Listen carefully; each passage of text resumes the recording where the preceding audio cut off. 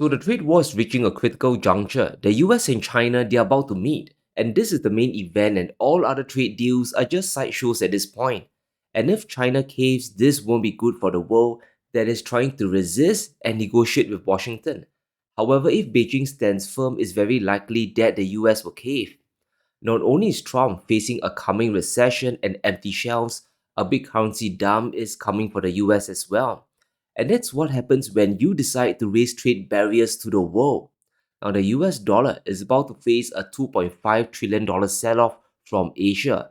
Exporters and savers in Asia, they have stockpiled a ton of dollars, mostly to facilitate trade and to earn currency that would have been used to buy US products. But trade with the US is about to calm down after all the front loading in March, and if that's the case, fewer dollars will flow out and exporters have no reason to hang on. So the 8% drop in the dollar index could go much lower, and with that, so will the exodus of US financial assets. Everything hinges on a trade deal with China.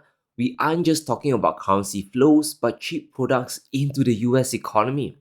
The longer this embargo continues, consumers will suffer higher inflation, and that in turn lowers overall demand. Input costs also goes up for US manufacturing, pushing prices even higher across the board.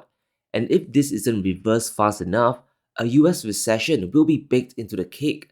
Now, since April, the effect of the tariff war on China has been incredible. Chinese imports into the US has hit a two-decade low. No retailer or company can afford to eat or pass down the enormous 145% tax. China's share of US goods imports have fallen to 11%.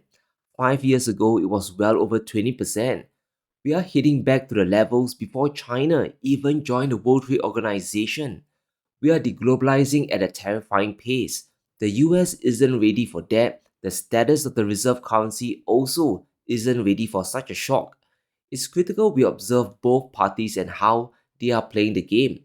China isn't worried at all, and in their briefing to the world, they have made it very clear it was the US that came knocking. According to their embassy, it was global expectations, China's interests, and the appeals of US corporations and consumers. And these are the driving factors that convinced the Chinese to begin trade talks.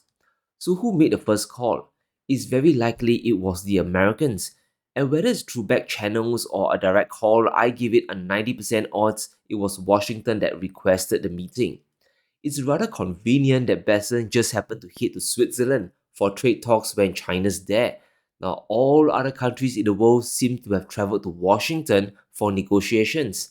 But when you want to meet the Chinese urgently, you have to head to where they are, and this tells us who really has the leverage here. The world has been coming to the U.S., and China has been the missing piece. I was going to be in Switzerland to negotiate with the Swiss. Turns out the Chinese team is traveling through Europe, and they will be in Switzerland also. So we will meet on Saturday and Sunday. And look, we have shared interest that this isn't sustainable, as I said before, especially on the Chinese side. And 145%, 125% is the equivalent of an embargo. We don't want to decouple. What we want is fair trade. But who made the first call? Like in a dating world, like who makes the first call here today? There are lots of calls, Laura. Is that there isn't a first call. There are a lot of contact points over time. Now, the last part is quite hilarious. Bessent doesn't want to reveal who called first, but it's pretty obvious. And now we have to be realistic here. This is not Trump meeting President Xi to sign off on a deal in the next 3 days. That 100% won't happen. Chances are there will be no trade deal signed for the next 3 months or even the next 3 quarters. This will be a closed door negotiations. They'll be very tough. It'll be very brutal. Now, China has no need to cave while the US needs to preserve what's left of their prestige on a global stage. So Bessent is going to fight tooth and nail for Chinese concessions as well. Now, the 2018 trade war gives us a roadmap to the utter chaos ahead. The negotiations will be anything but smooth.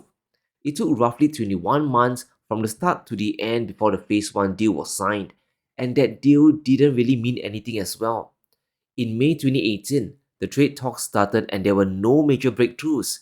things escalated a month later before a 90-day truce in December 2018. And during that period, both sides agreed to pause new tariff escalations and start trading more with each other. China, for example, resumed buying US soybeans. 6 months later, in May 2019, the negotiations collapsed again. As a result, Trump raised the tariffs once again. It took another 7 months before the Phase 1 deal was eventually signed. So I wouldn't hold my breath for the talks in Switzerland to go anywhere. It might break down totally and Bessent could escalate things further. And by the time things get resolved, we could be neck deep in a recession. A supply chain shock is most certainly a certainty at this point. And we also shouldn't be under any illusion here. The US still believes they can win this confrontation, so they could just be stalling for time to work out other trade deals with the world, especially ones revolving around containment of China. Now, Bessent has confirmed the talks will be about de-escalation, so the US and China would start to bring down the tariff levels on each other. Maybe it will fall down to 50% or maybe even 25%. That would definitely help trade, but unless they come down completely, this is just a managed economic divorce. And this is the problem with tariffs. The moment you use them to reshore industries, you set up a very daily incentive. It makes your tariffs extremely sticky. If you tariff cars at 25% to bring auto plants back to the US, those tariffs can't possibly come down, can they? Companies, they are banking on the tariffs to stay there indefinitely to stay competitive. After all their input costs will go up as well. Now, the US will want more than just a reduction in tariffs.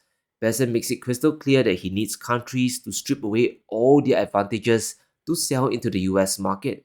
And if they don't, things can escalate even further. On TV, you're one of the most popular anchors in the world, so I'm not going to give away our strategy. Look, everything's on the table. It's up to the president at the end of the day. The president has said that he's happy just to give all countries a number if the negotiations don't go well. And that's what we're doing with the other 17 important trading partners is, look, you can negotiate in good faith, you can come with your A game, or President Trump is happy to ratchet the number back up to your April 2nd number. If you don't want to decrease your tariffs, your non-tariff trade barriers, the currency manipulation, and subsidies of labor and industry. So Trump might be tossing countries a tariff number and it becomes a deal or no deal proposition. Accept it or the tariff rate goes up. Sounds more like an ultimatum than a proper negotiation to me. And that might very well work against smaller countries, but against the big boys like Canada, the EU, and China, bully tactics just won't work. During this period, countries weren't just waffling around, they were busy diversifying their trade away. Take Canadian trade for example. In March, their exports to the US fell by 6.6%, which is a very big amount, but it didn't destroy their economy. Their exports to other countries jumped by an incredible 24.8%, the second largest increase on record. Canada sold more oil to China, gold to the UK, and other products to the EU. We can expect more US trading partners to do the same. Bessent and Trump overplayed their hand. They really believe that having a massive trade deficit is their superpower, but things are about to make a dramatic change. And this all has to do with China pulling the economic trigger. The consensus from Washington is for Beijing to rebalance their trade. It's the same old rhetoric we've been hearing. China should produce less and they should consume more. But there's another alternative. Beijing will grow both their production to the world as well as growing their own domestic consumption as well. Now, the country has a population of 1.4 billion people, and thanks to the growing economy, everyone, they are getting richer. And those are households with up to $34,000 of disposable income. And if you throw in the affluent class, the amount of Chinese people who have money to spend is growing really fast. So the potential to drive up domestic consumption is already there. All that's needed is stimulus to get people to spend even more. And to supercharge this, China has dropped a bombshell in advance of the trade talks with Bessent. President Xi is shoring up his position to put China in a very good negotiating position, very strong leverage here. Now the PBOC has officially trimmed the reserve requirement ratio by half a percentage point which is a very significant move. And this cut will release around 1 trillion yuan or $140 billion worth of long-term liquidity. So the banks will be flush with cash to lend to the greater economy. Commercial banks in China will now have more RMB on hand to lend to consumers and fund companies looking to expand their operations. But beyond just that, Beijing took even more measures to start injecting stimulus into their economy. They are moving to boost both their export-based industry and local consumption. China has taken the third door instead of following Bessent's plan. China will be cutting the reserve ratio for auto financial companies from 5% to 0, and that means more loans to auto companies and to boost car sales in China. The PBOC will also set up a 500 billion yuan relending tool for services consumption, so more cheap loans to the retail sector. Beijing wants to support small enterprises to create more jobs and to boost consumption. And what's surprising is how China is also pledging to support the stock market with 800 billion yuan worth of liquidity. So if stock prices collapse, the national buying team or private brokers will come in to save the day with cheap money. So Beijing is firing from all fronts.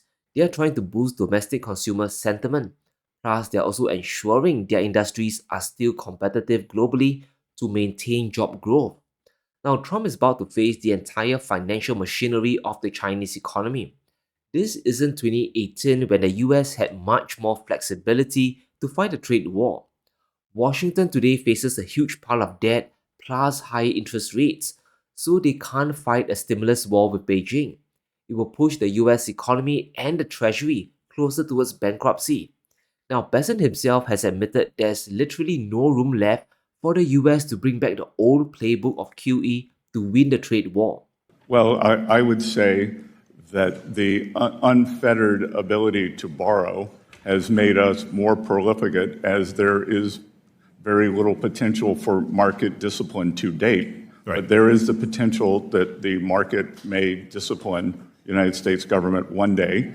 And I am, along with the administration, President Trump, trying to set the country on a path to avoid that. Now, we've been told many times that the US is the deficit country and that gives them tremendous bargaining power. But it looks like China is ramping up their own deficits now. So, by that same logic, the Chinese economy is stacking a new pile of chips in this trade war.